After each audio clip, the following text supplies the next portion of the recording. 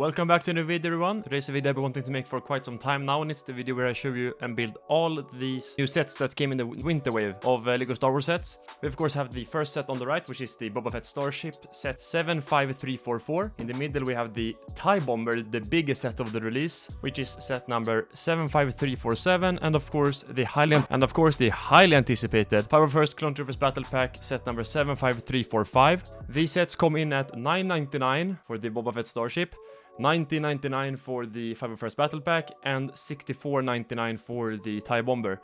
But you can find these for cheaper prices at different retailers. For example, Amazon has all of these sets right now for under retail price, so that's a good place to start if you want to get some of these sets for yourself. But I will talk a little bit more about each set individually and in depth, so let's get started with set number 1, which is the Boba Fett Starship.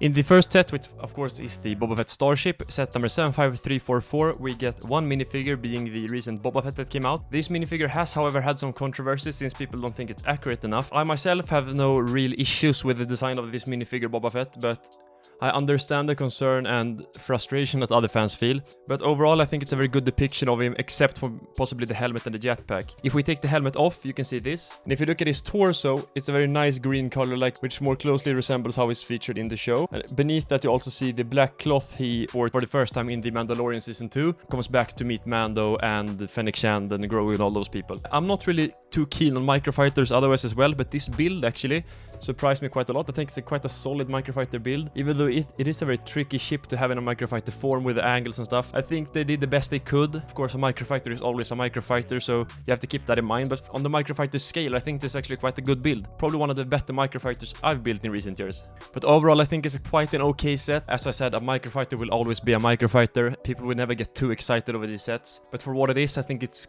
quite a decent set, quite a decent microfighter as well. There are no real downsides, it's just quite an ordinary set, but a very solid one at that. I feel like $9.99 is quite steep for a microfighter, but you can get them for downwards to $6 to $7, depending where you look.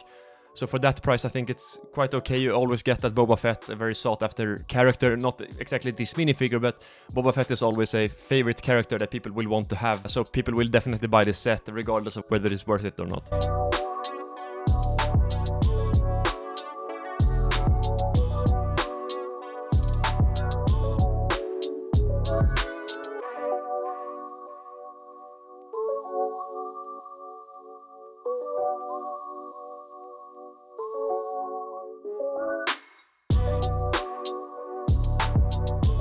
The second set on the list is of course set number 2, which is the 501st Battle Pack, the new one, set 75345. Comes in this neat little box here. You get 4 minifigures, 2 with visors, 1 with a rangefinder and 1 with a sniper visor, I think it is. But when I built them, I was quite surprised at how well detailed all of them were. They're very good, very detailed torso printing and leg printing, which I didn't notice that before I got the set actually, but they all have very detailed leg printing, and that was something I really appreciated when I built it. Turret that they come with, it looks quite well, but the legs are very wobbly, very weird to get right in a pose, and once you have them right, it's so easily to just nudge them and they're off again. But I think that the cannon bit on the top actually looks quite good for what it is. It's not that big. I also liked the spring-loaded shooters a lot more than the stud shooters that you get with the... I forgot to mention that with the Boba Fett ship. You get 2 stud shooters. Here you have the spring-loaded shooter, which I appreciate a lot more. Better playability, flies better, and looks better as well. No one gets this set for the build, even though it's okay. It's quite mid in my opinion. People get them for the minifigures, and the minifigures are excellent. Basically no downsides, and I actually didn't know this either. On the backpack, you get 2 of these backpacks that feature the Republic logo on a 1x1 flat tile. You get 2 of these and a spare one as well, so you have 3 of these to make a custom backpack yourself or another trooper if you want to. For $19.99, I think this is an excellent value for 4 minifigures, a battle pack with 4 very good minifigures. This has been out of stock. People have been buying this one like crazy, as expected, and as with the last 501st Battle Pack as well. I've got 3 myself. I built 1, keep the other 2 sealed, but it's a very good set in my opinion.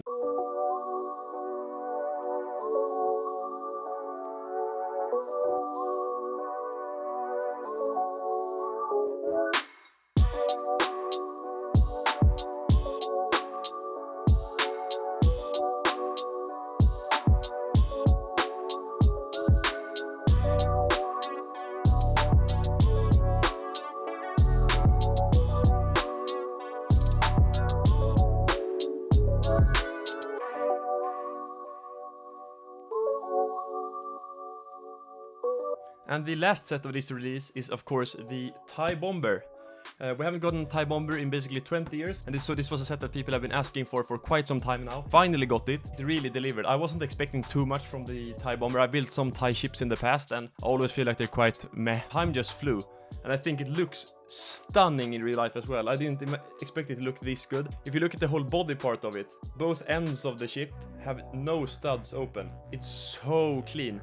I didn't expect it to be this good when I actually got it. The cockpit piece here slots so well and so clean. The entire ship. You have the bombs you can push down here as well to fire them downwards. You have the stud shooters in the middle. And of course the minifigure selection for this set is you get 4 minifigures. 1 TIE Bomber pilot, 1 Imperial officer. You of course get a very detailed Darth Vader. You get a Darth Vader with a custom arm printing as well, as you can see on the sides. I will throw up another picture in post-production to make it even more obvious. But there's custom arm printing, custom leg and torso printing as well. In my opinion, this is one of the best looking Darth Vader figures you have ever gotten. And considering we've gotten so many through the years, that is quite an achievement. This is the most flawless, one of the most flawless minifigures I've ever seen LEGO Star Wars put out. It's excellent. I was really surprised to actually see them not only having printing on all those body parts, but also the printing being so detailed as well. Yeah, it's the perfect Darth Vader minifigure. And the last minifigure is of course the best one for the TIE Bomber. It's the Imperial Gonk Droid. These pieces are printed, they are not stickers, which I appreciate, along with many others. Actually, come to think of it, none of these sets had sticker sheets. They were only printed pieces, so I really like that as well. The backpacks for the D501st, the Gonk Droid here. Yeah, it's quite a good looking Gonk Droid as well. The best minifigure in LEGO Star Wars, and you also have that printing on the back. Back to the ship, I can't get over how good this ship looks. The wings as well look so clean. They fit together very well. It's very sturdy as well. You could balance it on just one side when you were building it and the entire wings were done. So yeah, this is basically the perfect set in my opinion. The perfect TIE Bomber set. There's no downsides. You get good minifigures. Very solid build. And also, I think it's quite good value for money. 65 euros. I mean, it's okay. But when you go to the retailers, you can get it for downwards to like 50 bucks now, which is, it's a steal in my opinion. You get 4 solid minifigures, and of course you get that incredible TIE Bomber as well. So I think this is probably the most worthy set of this release. I know the 501st is gonna steal all the thunder for this wave of winter sets, but TIE Bomber really surprised me actually. I went into it with quite medium hopes, but this was an incredible build. So those were basically all the sets for this new release. It also came a X-Wing polybag, but that wasn't like a set you could buy. That was a promotional set, so I didn't bother getting that one. These were the main sets that were actually released on shelves. I think that this wave actually delivered more than I thought. I thought that this would just be the 501st wave with 2 other medium sets accompanying it. This was actually a very good wave.